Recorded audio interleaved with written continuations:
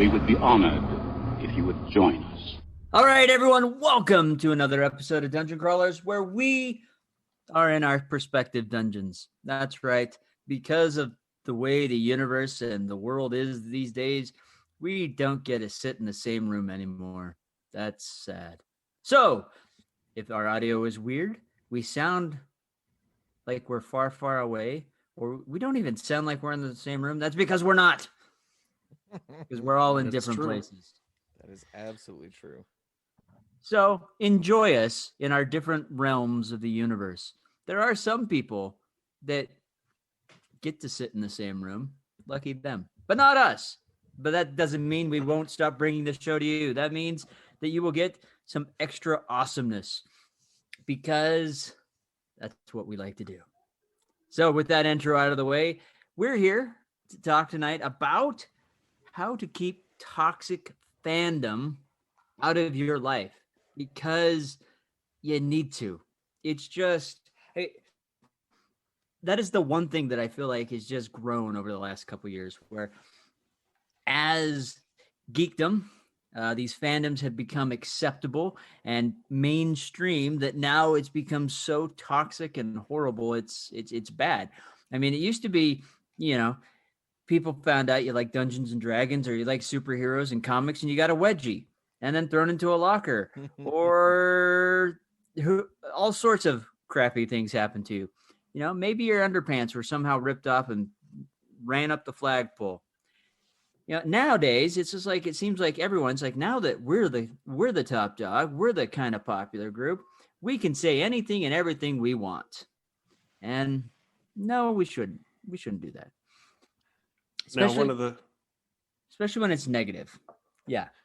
One of the big things that I do want to make sure to clarify, if people are listening to this show, that's probably because you're willing to put up with our slightly less than gatekeepiness and occasionally getting something wrong or saying the wrong thing at the wrong time. And we appreciate you for that. So hopefully this is not advice that is directed as you being the toxic one. No. We do want to make sure that we help those of you who might be adjacent to some of those problems from having to fall victim to them. No, see, this is the thing that's in my opinion is interesting. It's okay to have an opinion. It's okay to speak up about your opinion, but there is a very fine line where that opinion becomes toxic or abusive or something like that. It's okay to say, wow, I really hated Rise of Skywalker. I didn't like that movie. But when someone says, but I like that, and then you start attacking them in a negative way instead of having a good constructive conversation. Conflict is good. Conflict is healthy. It's when it becomes negative and unhealthy that this toxic fandom arises. If someone is stating, hey, this is why I liked Rise of Skywalker, this point, and this point. And then, the other person counters, well, okay, I can see where you're coming from, but this is the reason I don't like it because of X, Y, Z. That's a healthy conversation. It's okay to have that going on. But when you start attacking that person and saying, well, you're just stupid, you're an idiot, why? Because you can't see these blatant flaws with this movie and how horrible it was constructed. I mean, at that point, you're toxic. There's no construction. There's no healthy conversation going there. There's no healthy conflict. And I think that's where a lot of people are sitting, instead of having wonderful conversations between two individuals that love something, that can actually develop something where maybe you can see their point of view or they can start seeing your point of view. But instead, we're bashing people for having their own views. And I just think that is just beyond what we're trying at. And that's something that I have always loved about doing the show here, is even when someone has not agreed with myself and another co-host, or even a guest that we've brought on, we can have a great conversation about these topics, even though we don't agree on that topic. Absolutely. In fact, I remember a handful of years ago now when we still had McKay on the show.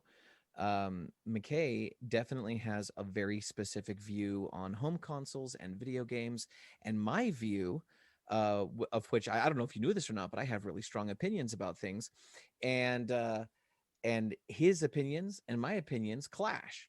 But not terribly long ago, we were able to have a conversation, albeit via Facebook at the time, but we had a conversation going back and forth, and it would sound, especially in the beginning, that we were on polar opposites of this debate, as it were, and it shifted from being a debate to being a discussion, and then ultimately an understanding of each other. And it wasn't about tearing each other down, and it wasn't about trying to say that, your fandom is wrong and my fandom is right. It was more like trying to understand why the other person likes what they like, and then saying, that's great, high five. So let's kind of back it up just a second. Let's back it up just a second. I can already hear, and I, Alton is the expert on the show at doing this, and I'm going to try my hand at this, and then Alton's going to make it better. There, I bet you we can identify at least 3 things that, if done consecutively, will help you prevent, mitigate, or fight against toxic toxic. What do you call it? Toxic fandom. Fan toxicity, right? Yeah. Well, I mean, I can already think of one thing, which is listen, but don't listen to respond. Hear them out. Completely hear out their point of view. Don't be sitting there waiting. Okay, they're going to say this. I can jump on that. No, hear them out, because if you're listening to respond, you're not listening. That's exactly right. In fact, my thought was the very first step is speak up. Like, feel free to express your opinion. But when you're expressing your opinion, you should be able to say what you like, that you support, or maybe even something that you don't like, that you don't support, without tearing down the people or the person who is the opposite of you. You shouldn't have to deprecate or insult or tear down someone else to prove that your stance is correct. You should be able to say what you believe one way or the other, and make it a part of you, not taking a part of someone else. Yeah, you definitely don't, when you're trying to prove your point, you don't want to be tearing the other person down so that you look better. It's okay to have a difference of opinion and just leave it at that. You don't have to make them feel like garbage or like an idiot for having their point of view. It's okay that they have their point of view. Mm-hmm. Another big piece of this in my mind is also making sure to learn how to recognize when you are feeling something strongly, either in agreement or in objection to what somebody is saying or what they want to talk about, right? And this is something that I really struggle with, not always in the fandom situation, but even in the workplace, and being able to talk and communicate, even on the show. Sometimes you guys have heard me more than once interrupt Krebs or Dan in the middle of a thought to interject my own opinion. And it's not because I have any malicious intent. Unfortunately, both Krebs and Dan have a good relationship with me to understand that I am not trying to put anybody down or speak less of or ill of anything. Absolutely. But one of the critical pieces to solving that puzzle, something that I work on very regularly, is I'm feeling something strongly. Why? What's the trigger? What's the thing that's going on that's making me feel this, for positive or negative? And if I can understand that I am feeling something very strongly, then it gives an opportunity to help set up some of that framework and perhaps avoid putting one's foot in one's own mouth. I absolutely agree with that. I can even think of examples. I know that when I'm teaching, when I'm standing in front of my students, I know there are certain hot button issues. For example, although I grew up in the 80s watching Transformers and Voltron and even like the occasional Phoenix Force or anything like that, the truth is, as much as I appreciate the artistry, I am not a big anime fan, especially of contemporary anime. It's not my style of storytelling. It's not my thing. The art is beautiful. I always appreciate the animation. But the conventions, the tropes, the just the whole slew is something that just doesn't appeal to me.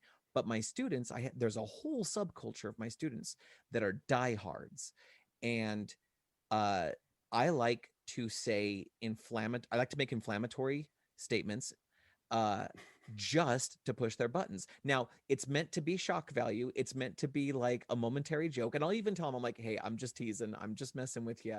You know, I make it clear so it doesn't just hang in the air. But I've said things in the past like, oh no, I don't watch that. I watch good shows.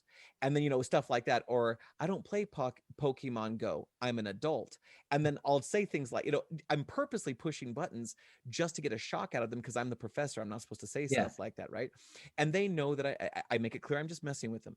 But that's very different from I have I don't know if you guys have noticed this, but there seems to be a pattern of social media influencers on YouTube, on Instagram, on even on TikTok that they recognize that when they say something of shocking value, if they say something negative, it tends to get them more views, even if it's hostile views. It tends to get them more views and therefore more pay than saying something positive, building something up. This is the whole Green Goblin concept of people love nothing more than to see a hero fall, fail, die trying. You know, I guess it's fail, fall, die trying. But anyway, you know what I mean. And so what we find is that in social media, that which is negative gets more purchase, it gets more traction than typically that which is positive.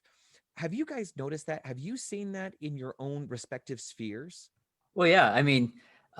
Just that's even in typical business. You see that you more often will hear complaints than you will a positive. You can get a positive email. I mean, you. It just seems to be the thing. Negativity really gets thrown at us. It's really easy to inflame someone with a negative comment, and then everyone else jumps on the bandwagon. Oh yeah, blah blah blah. It's weird because a positive comment goes a long way. Yeah. When my first book came out, I got a 1-star review, and it was a drop kick to the nuts with a pair of steel booted cleats. It hurt, and then after that, just it was just like one after another. It's like, okay, no one really likes this book, blah blah blah. And even though the reviews were decent, because of that one, I just kind of got in this negative mindset. Mm-hmm. And then it took just one person coming up, just gushing over it, to go, whoa, wait a minute. Okay, I've got something here.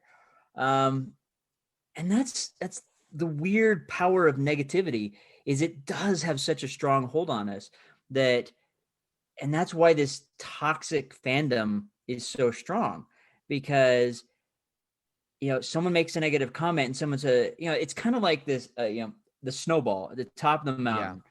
It's really small and you push it. We've seen it 1,000 times in movies where it just keeps getting bigger and bigger and bigger, and now it's this massive thing and nothing can stop it. And I feel like that's how toxic fandom is. It starts with one person, they say a comment, and then it just grows. Well, you know what I got from that story, though, as I was listening to you explain how those reviews impacted you. What that tells me, and this gives me hope, is that passionate negativity is contagious. We know that, but it Yes. sounds like passionate positivity can be just as powerful. And Yes. I've seen situations where if you get into like a focus group that's asked for their opinion, the moment someone says something negative, it becomes this downhill bash session, like you're saying, with like Oh, yeah. snowball effect and everything. But if the first person to speaks positively, that tends to bring the positivity out of others as well. Yeah. So going back to like our first step, as it were, when you go to speak your mind, it's okay to not like something. It's okay to love something. But when you're speaking, try to find a way to do so in a positive light. Even if you're saying that you don't like something, sometimes it can be a good exercise to say one thing that you did like about it. And it's just, you can come to the conclusion that it wasn't your flavor. You didn't appreciate the ending to the story. But there was this really cool character arc development that happened 2/3 of the way in. You did like that.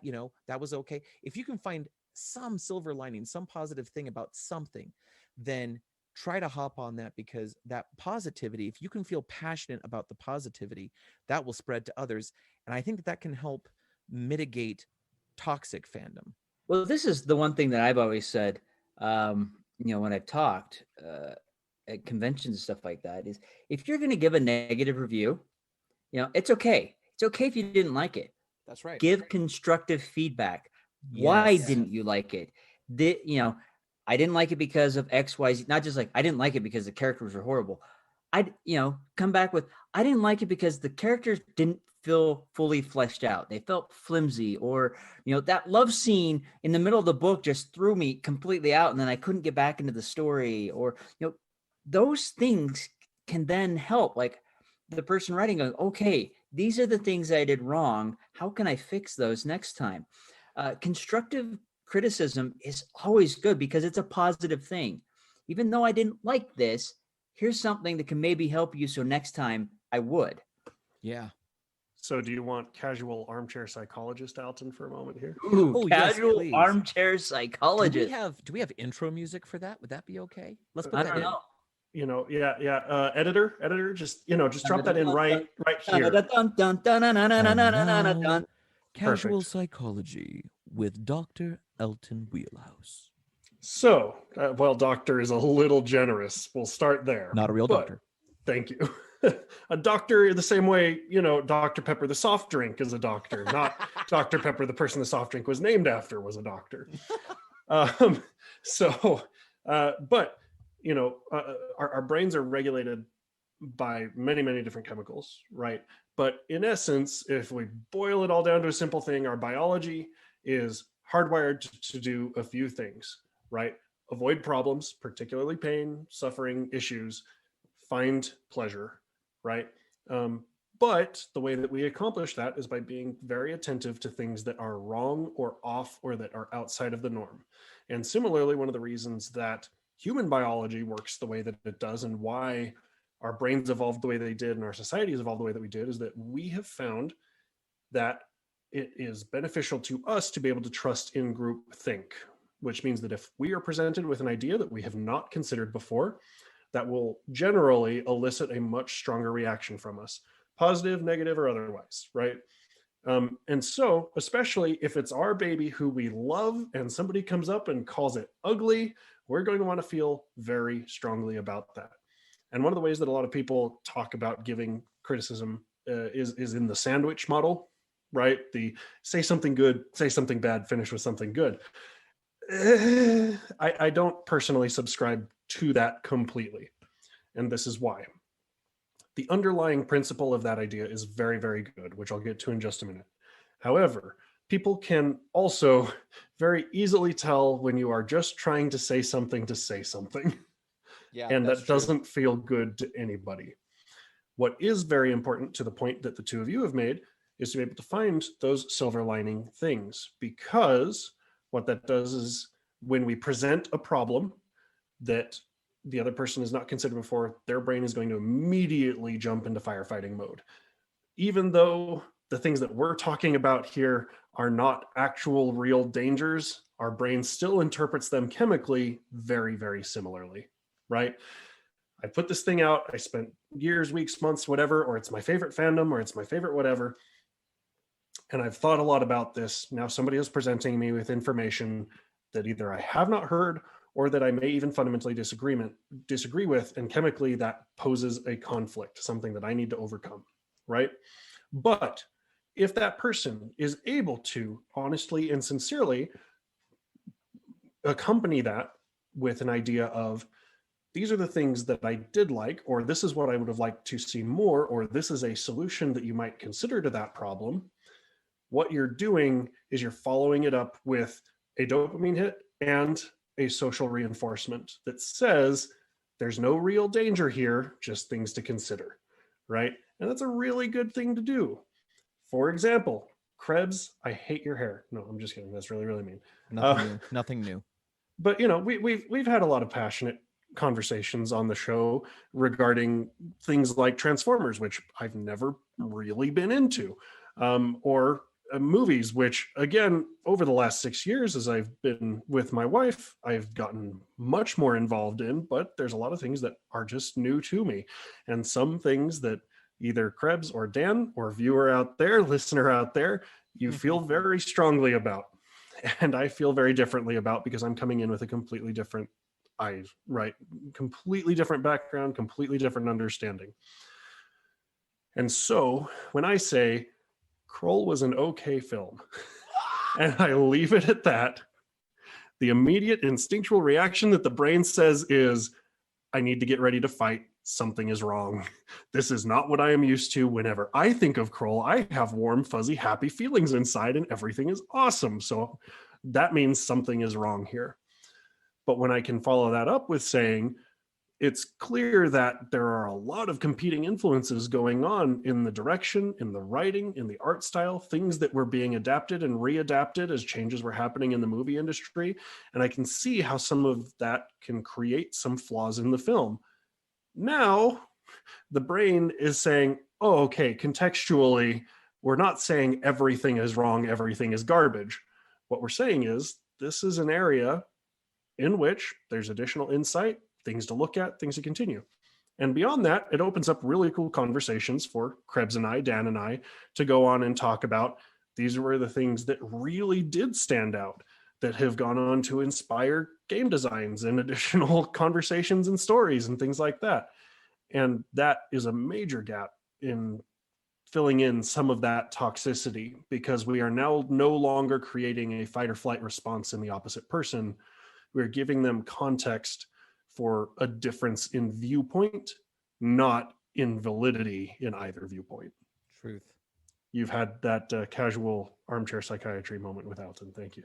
And that was Casual Psychology with Dr. Alton Wheelhouse. Not a real doctor.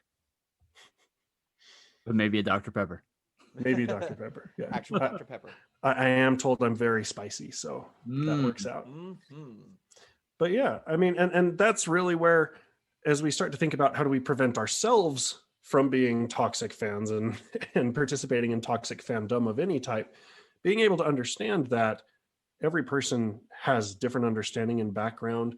There are going to be things that intrinsically ring better to us than other people. Yeah. But even in context, very, very rarely do we look at something and with true throughout say, this is garbage, this is bad. Usually there's this one thing or sometimes a list of things, but there are things that stand out that don't appeal to me personally. There are also going to be things that aren't. So the follow-up, sorry, go ahead, Dan. No, I was going to say, I mean, the biggest problem I think right now is, I mean, let's roll back time. When we were younger, most of our interactions were in person. So when we were discussing things, we could read body language. You know, if we started going off on what we thought, we could read the person across from us and say, oh, wait a minute, maybe I'm pushing a little too hard. Let's back off. Hey. Or I need to explain more. Yeah, or we explain more. We check in with that person. That's gone. I really feel like that aspect is gone because social media, people can just throw something out there and then check out, wash their hands of it, I'm gone. They can say whatever they want and not care because they don't see the harm or the hurt that it inflicts on the person on the other end. Correct. I mean, the gal that played Rose in episode 8 and 9, in 8, Last Jedi. I mean, she got blasted. I mean, it was horrible seeing this happen. And that's because these people, they didn't see the pain they inflicted. They didn't care. And nor did they even evaluate. This was just a person doing the job they were hired for and doing the direction they were given. It's not like that was all her. She was Mhm. following what she was told to do. That was the job. That's what she was getting paid for. She just didn't show up and did what she wanted and left. And Disney or the director, Ryan Johnson has said, okay, that's what I got to deal with. No, she was taking direction from Ryan Johnson. She was taking direction, or Ryan Johnson was taking direction from Kathleen Kennedy and Disney and so on and so forth. But they attacked her. And that was horrible. We don't need to attack an individual for doing a job. It's like a writer. yeah. A writer, they put all their heart and soul in there. Even if it doesn't hit your funny bones or your magical happy bones, it does for someone else. And we shouldn't attack those people. And hand in hand with that, the other big thing that I think you're starting to hit on there is that anytime that we are talking about ideas or passions, especially projects, things that have to come together that have many aspects to them, it is a cumulative process of many different people, many different thought processes and ideas that not only need to come together, but also have to be reconciled against each other. Yeah. And even that process itself can result in less than perfect things. Yeah. If the director had one idea and the editor had another idea and the producer had a third idea and the actor had a fourth, the final cut of the film is the final cut of the film. You have to reconcile all of those into a single shot or over the course of many shots to be able to create a much fuller picture in a very limited amount of time. But you're talking about crews of hundreds that are all having to have those ideas reconciled at the same time, not just one or two people. Well, I'm going to throw out an example. I mean, before we even hit record, we're waiting for Krebs, and you and I had a small discussion about a game. It's a game you're really passionate about, you're fired up about, and I'm just like, I'm not that big of a fan of the game. And this is why. We still had a discussion. Not once was, man, Dan, you're an idiot. Why don't you love this game? It's so amazing. Nor did I say, Alton, you're crazy. It was just like, hey, that's awesome. You like it. I'm not a big fan of it. That's how these conversations should be.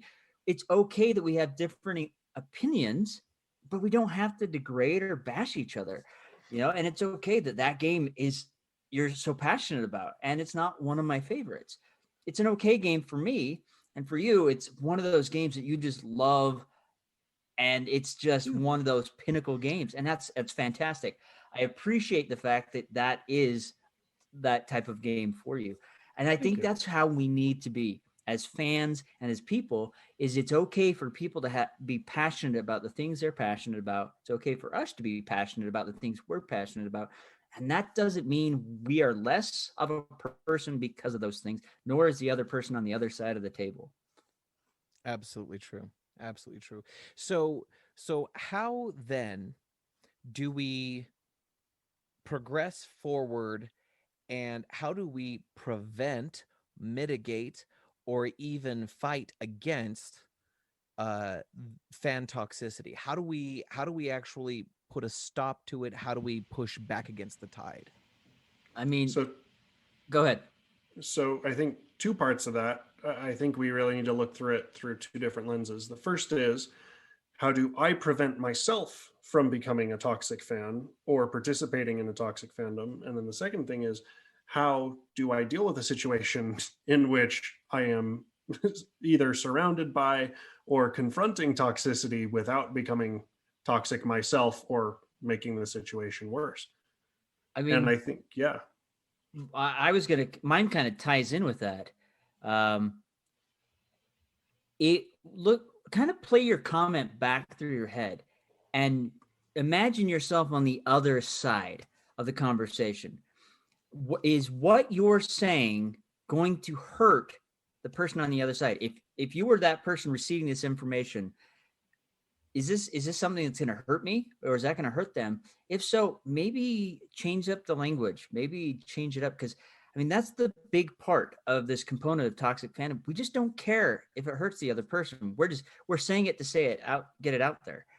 And by evaluating that, I think that's a good thing. Now, when it's coming at us, like Alton said, we don't get that chance, but we can choose how we respond. Even if we are getting hurt, if we attack back, we're in the same boat that they are.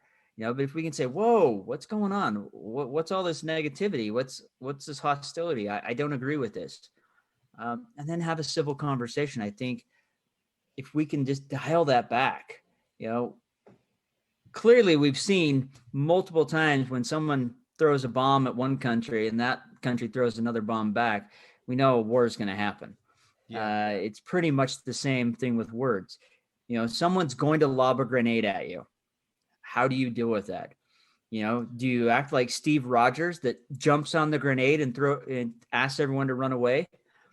Or do you pick up the grenade and lob it back? I mean, really, it's kind of how it is. Krebs, what thoughts do you have? Well, I think you both have made extremely salient points. And I've been sitting here thinking, what more could I contribute here? And I've been cogitating on the idea, when is it the right time to fight back? And maybe that is the wrong question. In my own life growing up, and we've talked about this on the show before, I was very small for my age. I got bullied a lot.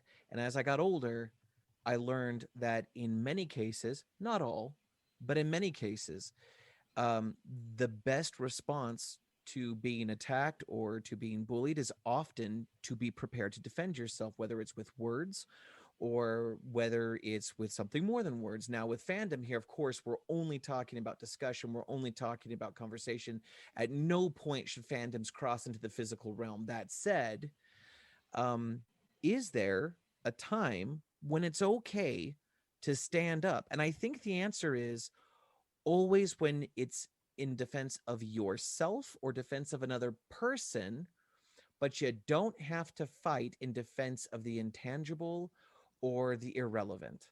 A lot of people will get heated in discussions and they'll just start going off about this story arc or that character development or this use of the character and then when you sit back and you think about it for a second, it's like none of the things you mentioned are actually in the real world.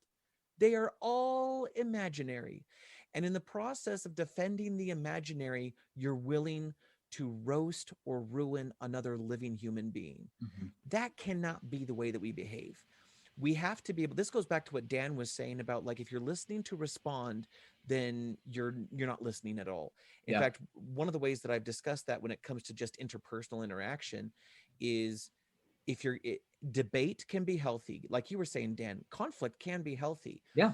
And conflict is healthy when you are both working to try to find the truth, or you're trying to find what's right, or you're trying to find what works.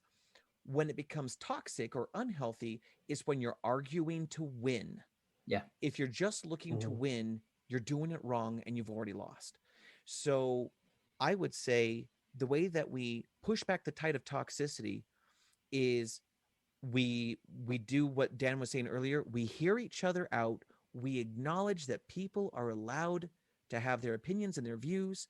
We're allowed to disagree with them, but at no point should we be attacking the person on the other end. It should always be about, I view it this way. I see this value. We disagree on that, but that's okay. We're allowed to disagree. And thank you for letting me see things from your perspective. Yeah. So as you guys know, my brain works a particular way. And so I have my witticism prepared as I've been listening to what you guys have been saying and trying to like collate it through in my head. I like leaving something snappy and easy to remember, right? So if you want to avoid being poisoned by toxicity, you got to put on your PPE. Oh, baby. Here we go. Baby. It's my three-step acronym. Here we go. Okay. Step 1, pay attention. Sincere, honest, true attention.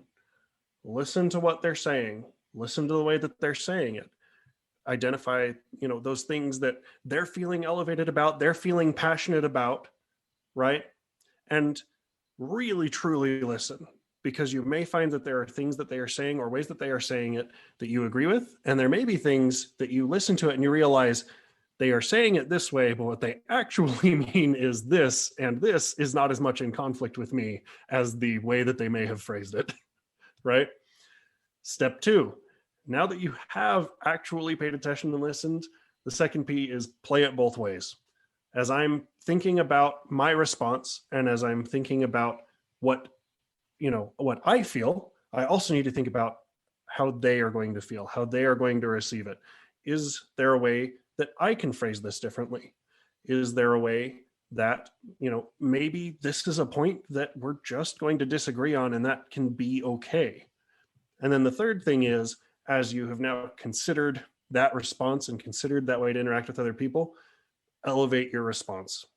Turn it into an opportunity to extend an olive branch, to find that thing that you both agree on, that you both love. Or, like I did with Dan earlier, I would love to sit down with you and play this game with you at some point, because I know that there are a lot of factors that go into making this game good or bad. And if it's not your cup of tea at the end of the day, I totally get it. But I'd love to have a chance to see, right? Finding ways to not only truly listen and understand what's going on, but to be able to come back and not just say, well, you're wrong, right? Or even not even just stopping at, I found a way to say it that doesn't hurt. Is there a way that we can say it that actually creates some common ground, some good opportunity to grow together, to become closer, to see the other viewpoint in a real way, and maybe even present your own in a more real way, understanding that that might not change anything, but at the very least, it's now not about the conflict, it's about the discovery together. Yeah, no, I agree. Giving out that option. Hey, I know this game inside out. I played it. Let's try it again. Let's give you a different experience. There's nothing wrong with that. Discussing a book that maybe someone didn't like. Oh yeah, I saw it from this point. Maybe reread this chapter, but look at it from this perspective. Yeah. And then when they go back and reread it, maybe that will change something. Because when we're offering those insights, maybe we're shifting that perspective a little bit, and maybe they'll see it differently. I mean, I know there's been several times where I've read a book and I'm like, man, that book just wasn't that great, but then I read it a second time and I'm like, whoa, how did I miss this chapter? I know I read this whole book, but there's something that was in there that I missed the first time that now kind of changed that, and maybe someone else saw that and they can kind of help you out. But I like that. That is always the thing that I've always tried to do when talking with people, especially when people aren't seeing eye to eye with me, is that's their perspective. It's okay that they have a different opinion. It doesn't make me any better or them any better than me. That's life. We have different perceptions. We have different opinions. We grew up in different places. Our lives have been different. So it's okay that our filters and how we view things in this world are different. It doesn't make anyone less or more than a person. It's their opinion, and their opinion matters just as much as mine does, which is why I'm sure so many listeners listen to our show. We all have an opinion, and we're definitely not a bunch of yes guys where we all agree on the same thing. Clearly, yes, that's right. We've made that point multiple times where Alton I don't know. About Alton doesn't love one of the greatest movies ever made. Right. And I may not love it, but there are things that I enjoy about it. And those are the Fair things enough. that we can share. he still hasn't seen Howard the Duck or Army of Darkness or all these other great movies out there. I feel like that's on us now, Daniel. I feel like that's our There's- responsibility. And there's plenty of time in 2021, especially with the teasing. Discord server and everything else. I We'll know, find I'm some just time. I'm teasing. But see, that's the thing, is though we have these difference of opinion, we can tease each other. We can have fun with it, just like Krebs does with his students. It's okay to have fun in this realm. And on that note, before we say sayonara for the night, I had this question nagging at my brain. What is a fandom that you love that may not be all that common or maybe gets a lot of flack? Do we want to bring it up now? Just our quick 30-second and then put it up on the Discord server for everybody else to answer? Yes, actually, that is exactly the question I wanted to put on the Discord server. Tell us about your favorite fandom. In fact, we might even refer to it as a guilty pleasure to some degree. It's that fandom that you love that very few other people are into, or maybe it gets a lot of flack from other people. But we want to hear what you love despite all that. Should we do ours tonight or should we save it for next time? We'll Well, we read can some do it of your tonight. responses on the air and we'll Yeah. tell you what our favorite I say, fandoms I are. say we can do it tonight, and then we'll see what everyone else says. Awesome. I'll go first because mine's way low hanging fruit. And I think it's extremely obvious. Of course, Kroll. Kroll, I think, is a phenomenal film. We made a whole episode about it, so I'm not going to go deep into it. But I get giddy and passionate about that silly, silly movie from 1983 that personally I don't view as actually silly. And that's just fine. That's right. No shame in that. You know, along those same lines, something that gets constantly bashed are many of the classic board games like Sorry and Monopoly and Parcheesi and all these other things. Games that do have real flaws, partially just because, you know, gaming as we understand it now really wasn't a thing yet, but also because they have a level of simplicity, not a ton of theming, not a ton of story or, you know, engaging elements, and often can be very punishing. But at the same time, I personally love Monopoly. I really, really do. It has a good degree of RNG to it, and there are a lot of good underpinnings that, while I see many ways to improve them, they often have inspired me to be able to take cool things away into other aspects of my designs and ways in which I interact with other people, because it is a shell that is easy enough to understand and communicate that, you know, it gives some opportunities for me. That's Nice. awesome. All right, so mine, I'm going to flash forward from 1983 to 1993 for a little known film that just hit theaters in February of 93 that starred one of my favorite actors. And, you know, it was a time traveling guy, got thrown back to the era of King Arthur with a chainsaw hooked to his hand and his boomstick. Army of Darkness. It is one of those films that it's part of the Evil Dead series. It's completely silly and stupid. And most people, I mean, you talk to most people and they're like, what? This came to the theaters? It's the only one out of the three that came to theaters. And it was hilarious. I watch it every October. Even my Halloween decorations have some tie to it because I would do these video displays with Oingo Boingo's No One Lives Forever, and I would take scenes from Army of Darkness with the Deadites rising from the grave and attacking the castle with this song playing in the background, projected up on my garage. I love this film, and it's so campy and cheesy, and it's got amazing one-liners that, that just, you're like, this would never work anywhere else. Like the main lady gets turned into this witch and she's like, you once found me beautiful. And, Ash, Bruce Campbell's character, looks at her and goes, you got real ugly. Just something like that. Or, give me some sugar, baby. Or, the line that everyone knows from that movie, this is my boomstick. Well, that and shop smart, shop S smart. Yeah, shop smart, shop S smart. But the thing is, and you go around and the people that love that movie, you say those lines and they know exactly what you're talking about. People that haven't seen that movie are like, what the crap are you talking about? And that's the thing. And you get a lot of flack for it. Like, really? That was such a low budget film. But who cares? Bruce Campbell is amazing. I love him, and that movie is fantastic. So for those of you that don't know it, you should watch it. And with that, we would ask you, all of our fellow crawlers, what is your guilty pleasure fandom? What is the fandom that you love that other people are not so into? I just said other people's. That was weird. That other people are not so into, but you still celebrate. We want to hear it, and we want to celebrate it with you. Hop onto the Discord if you're not there yet. Please follow the links either on this podcast or go to our website and follow the join Discord server link that is found there, and shoot us a message about your favorite guilty pleasure fandom. Yes. Yeah. Definitely do that because, well, with that said, we're out of here. Yeah. And no matter who or what you love, tell your story, whatever may come. And fandoms, though they be popular or hated, just remember to always be epic and don't suck. Remember, the Force will be with you always.